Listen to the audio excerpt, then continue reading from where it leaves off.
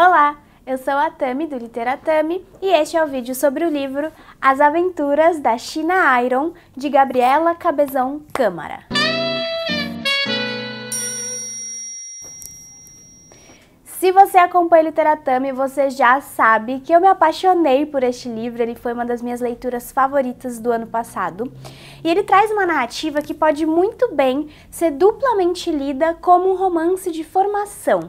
A formação dessa protagonista, a China, e a formação do seu país, a Argentina. Dividido em 3 partes, o deserto, o fortim e terra adentro, o livro conta a história de uma garota de origens desconhecidas, criada por tutores que muito a maltratavam e que antes dos 14 anos, já mãe de 2 filhos e casada a contragosto, junto do seu cachorrinho Estrella, toma carona na carroça de uma estrangeira, branca como ela, e à procura do marido, e empreende ali uma viagem pelos pampas argentinos. O marido de China Iron é o Martín Fierro, protagonista narrador de um poema épico argentino do século XIX, um corajoso gaúcho que teria colaborado nas lutas pela independência argentina e participado da chamada Conquista do Deserto. Um projeto militar que pretendia civilizar, entre muitas aspas, o país e que resultou no extermínio de milhares de indígenas que eram vistos como selvagens que precisavam ser controlados em prol do nascimento e do fortalecimento da nação. O livro e esse personagem, o Fierro, tem papel central na formação da identidade argentina, compondo o cânone literário do país até hoje. O que a Gabriela Cabezón Câmara faz aqui neste livro é reformular essa narrativa, transformando a China Iron, que é mencionada assim rapidamente no poema original, em narradora e protagonista, recontando então por uma voz marginal a história da formação argentina. China, né, na língua quichua, significa mulher e designava as esposas e mães que ficavam em casa realizando o trabalho reprodutivo, o trabalho doméstico que verdadeiramente sustentava o desenvolvimento do país, mas que permanecia invisibilizado.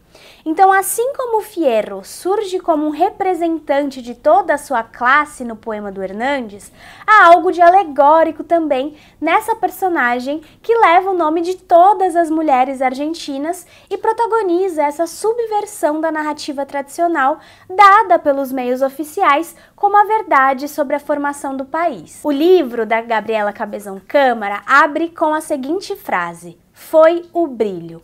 O brilho é o início de tudo e não o pó, como seria de se esperar no deserto, e a partir dessa abertura nós teremos acesso a um livro em tudo brilhante, que refulge como essa planície na qual ele se ambienta.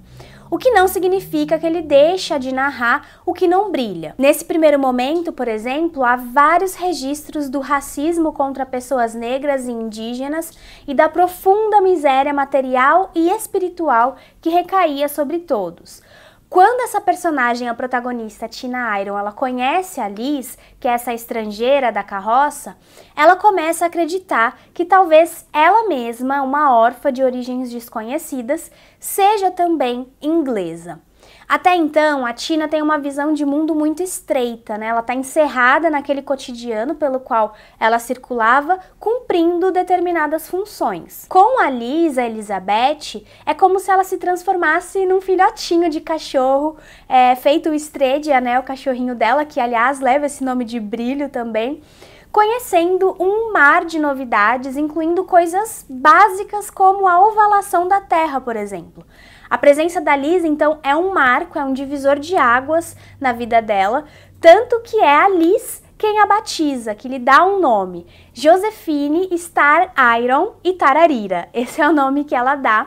E junto desse seu encantamento de filhote, que é sempre assim, ela vai sempre se comparando, fazendo comparações com animais, que são a sua referência de existências com algum conforto e alguma alegria, surge também um medo de voltar a ser o que era. Então a China passa a usar vestimentas, assumindo assim uma aparência mais inglesa, digamos, e a sensação de algum pertencimento também, de construção de um espaço, de um lar. Na página 23, há o seguinte trecho: Parecíamos segregar uns fios com vocação de casca, de couraça, que se entreteciam como uma espécie de casa que, em vez de ser feita de pano ou de palha ou de adobe ou de carapaça de caranguejo, ia nascendo de laços que se teciam com palavras e com gestos.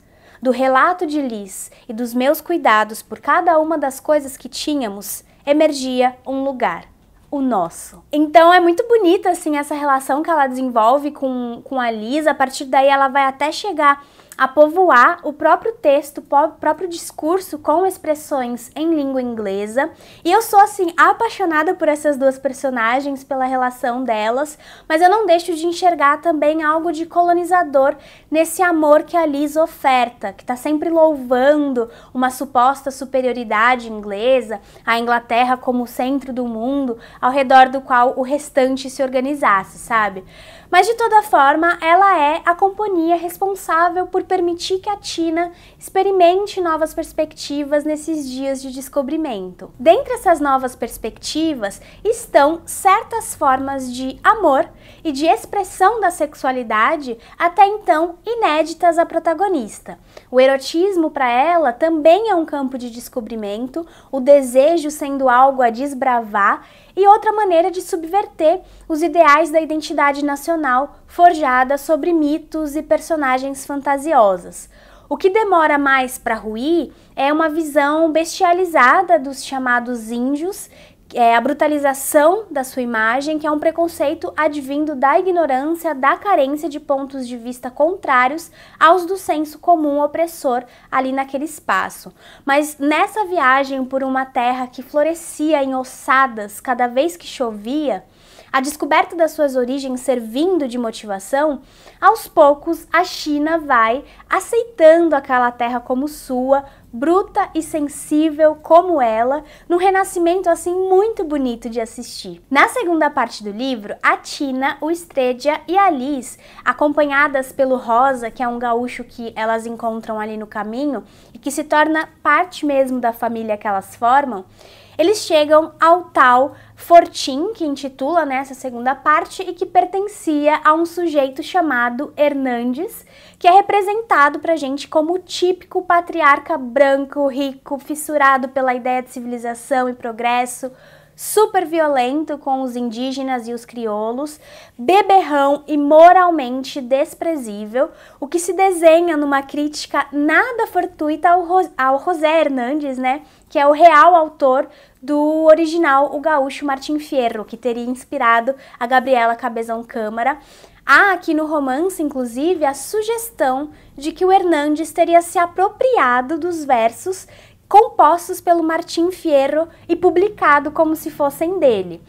Essa experiência no fortim também é essencial para as transformações que ocorrem no olhar da Tina sobre o mundo, sobre a sua própria terra, sobre os seus compatriotas e os lugares de cada um, os Tina, as Tinas, os coronéis, os indígenas, os gaúchos e os estrangeiros, nessa construção de país. Depois dessa estada no fortim, elas partem então a terra adentro, que é a parte mais brilhante e colorida do livro. Ali elas encontram uma espécie de comunidade formada primordialmente por indígenas, mas também por gaúchos, por tinas e estrangeiros, e se surpreendem com o contrário da escassez e da carência que eles conheciam até então naquele espaço, com o contrário da selvageria que ouviam dizer ser característica daqueles povos. E aqui cabe um adendo. A gente leu este livro aqui no Clube de Ficção Contemporânea do Literatame, que é um clube exclusivo para as pessoas que apoiam o canal e viabilizam a continuidade desse trabalho. E a Duda, que é uma maravilhosa, fez um comentário muito real, assim, sobre um aspecto que a incomodou na leitura, que é em relação ao tratamento das pessoas negras aqui no livro, né? Porque elas também passam por essa bestialização que os povos indígenas passam aqui. Mas se no final do livro há uma espécie de transformação dessa perspectiva em relação aos povos indígenas e até uma redenção do Martin Fierro enquanto personagem, às pessoas negras isso não é dado. Então é uma questão que incomoda mesmo, em uma leitura assim mais socialmente crítica, sabe? Mas ali nessa terceira parte, nessa terra dentro, o que elas veem é uma total harmonia entre o humano e o natural e a liberdade absoluta dos afetos, desprendidos das amarras da tradicional monogamia.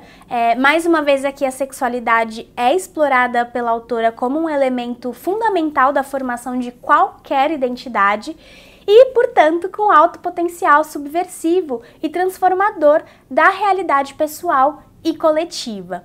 E é assim, conforme experimenta novas formas de estar no mundo, que a Tina Iron reconhece, enfim, aquela nação como sua, aquele povo como seu povo, reconhece a própria individualidade inserida num espaço que passa a fazer sentido para ela. Já no finalzinho do livro, na página 158, há o seguinte trecho: já me fizera doar no deserto como se tivesse sido uma preparação para me tornar Intim.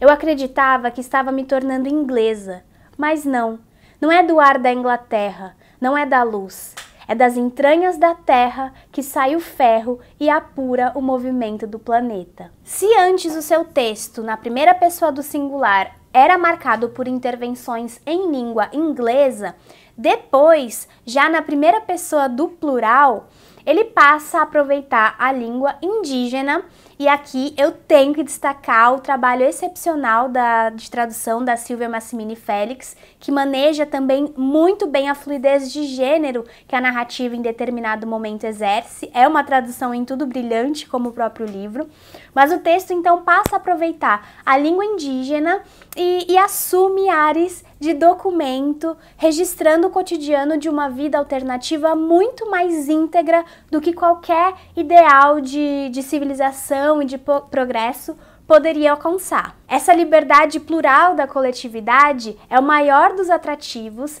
e surge no livro da Câmara como uma possibilidade real, a travessia, a viagem, sendo a verdadeira construção de uma nação. E é claro que tem algo de utópico nisso, né?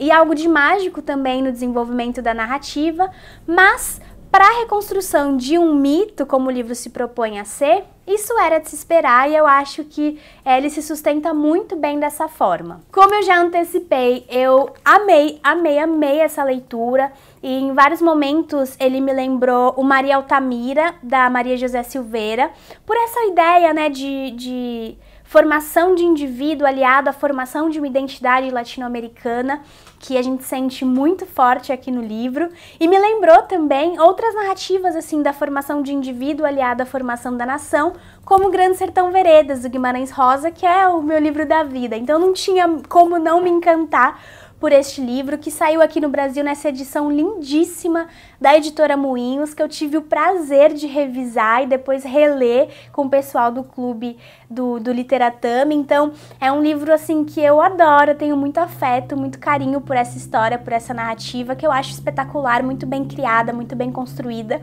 E eu adoraria que você aí que ainda não leu o livro, dê uma chance a este romance, eu garanto que você não vai se arrepender. Então é isso, essa é a minha indicação de leitura de hoje. Se você gostou do vídeo, não se esqueça de curtir, comenta aí embaixo caso você já tenha lido este ou outros livros que trabalhem com essa formação do indivíduo em paralelo à formação da sua nação. Inscreva-se no canal se for novo por aqui e acompanhe o Literatame nas outras redes sociais. Quero deixar também o meu agradecimento às pessoas que apoiam o Literatame e que viabilizam esse trabalho de difusão da literatura. A gente se vê no próximo vídeo. Tchau, tchau!